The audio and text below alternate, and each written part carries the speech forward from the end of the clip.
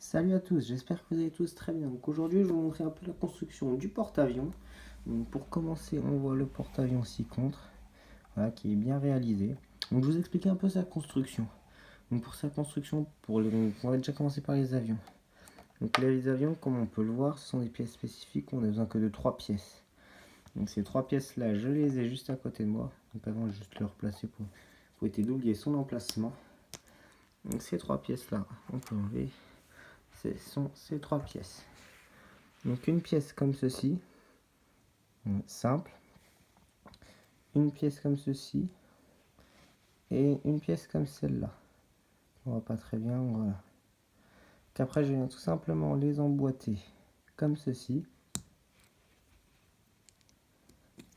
et ça nous donne notre petit avion, qu'on peut retrouver après directement. Donc voilà, ça donne ceci, avec la petite attache, que l'on retrouve directement sur notre porte-avions. Donc celui-là était ici. Donc on peut voir que c'est un porte-avions de style américain, car on voit très bien que la tourelle juste ici est à l'arrière comme les porte-avions américains. Si c'était un du style français, donc le poste de contrôle serait plutôt ici à l'avant. Là, comme c'est un modèle américain car il est à l'arrière.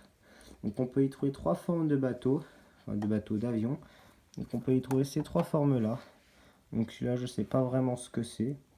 J'ai trouvé ça joli comme ça, je trouvais ce modèle là sur internet, j'ai trouvé ça joli. Donc je vous avoue, je sais pas ce que c'est.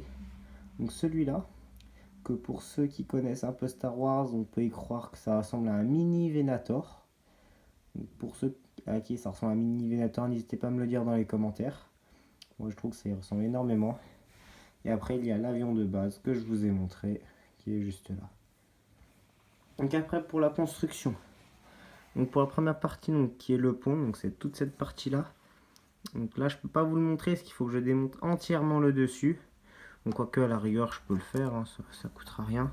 Donc déjà j'ai mis cette petite chaîne là pour attacher. Et donc attendez, je vais vous faire ça ici. Donc, bref, ouais, je ne vais pas le faire parce qu'en fait c'est extrêmement fragile. Donc il suffit de démonter ces deux pièces là et vous verrez. En fait là vous voyez un peu comment il est construit. Donc c'est juste des pièces comme ça, vous voyez qu'on peut tourner.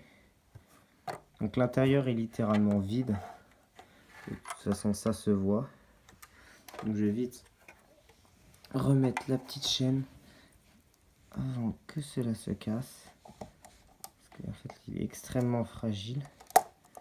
Voilà, je n'arrive même pas à remettre la chaîne. C'est vraiment une honte pour un truc que j'ai fait moi-même. Ça a été comment déjà la chaîne? Bon, je sais plus trop comment était la chaîne. Peut-être comme ça, j'en ai aucune idée. Hop, ouais, comme ça. Voilà. Allez. Voilà. Donc, je vous ai amené l'autre porte-avions.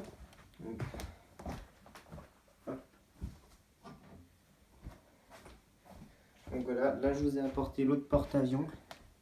Donc celui-là, on va déjà rattacher tous les petits trucs qui vont avec, tous les petits avions. Le mini Venator, que je trouve plutôt bien réalisé. Est-ce que pour vous, je devrais sortir des miniatures comme ça de vaisseaux Star Wars? Je pense que ça pourrait être une bonne idée. Donc celui-là, c'était le premier. Donc il était assez simple à réaliser. Comme vous pouvez le voir, j'ai juste pris une coque d'un bateau Lego City. Où par-dessus, j'ai installé le pont. Comme vous pouvez le voir, je l'ai changé. Cette pièce-là, la pièce qui était à la base pour le pont, j'ai dû la réutiliser pour faire ce petit navire que toujours personne n'a trouvé. Je me demande quand même s'il n'est pas très réaliste. Parce que je le trouve pas très réaliste. Mais bon, pour moi je l'aime bien. Donc je vous dis toujours pas ce que c'est. Donc si vous réussissez à trouver ce que c'est, eh bien vous êtes très fort. Parce que même moi, je l'ai présenté à plein d'amis, ils n'ont pas su en fait savoir ce que c'était. Donc si vous le trouvez, bah, GG à vous. Donc n'hésitez pas à l'écrire dans le commentaire. Donc voilà, donc au total, donc sur ma collection, j'ai ce petit navire que personne n'a trouvé encore. Je suis vraiment triste. Parce que franchement pour moi je trouve qu'il est simple à repérer. Donc le premier porte-avions, toujours de style américain. Dites-moi dans les commentaires si ce porte-avions je l'améliore pour essayer de faire le Charles de Gaulle. Bon, ça me coûtait pas mal de pièces, mais bon, je peux essayer. Si jamais vous le souhaitez, dites-le moi dans les commentaires. Et du coup, il ira rejoindre le fameux porte-avions américain. que je trouve extrêmement joli. Donc voilà. Donc là, je vous ai fait une petite vidéo explicative. Bon, pas vraiment explicative, je voulais juste plutôt vous montrer à quoi il ressemblait. Donc au total, voilà, ça en fait 3. Donc si celui-là, je veux le transformer en Charles de Gaulle, dites-le moi dans les commentaires. Dites-moi si celui-là, vous arrivez à trouver un peu, on va dire, quel style de bateau ça ressemble. Moi, franchement, je l'ai trouvé. Et puis le grand porte-avions. J'avais aussi présenté dans une de mes vidéos précédentes l'une de mes créations que je trouve les plus fascinantes, qui est justement ce petit char d'assaut que j'aime particulièrement bien.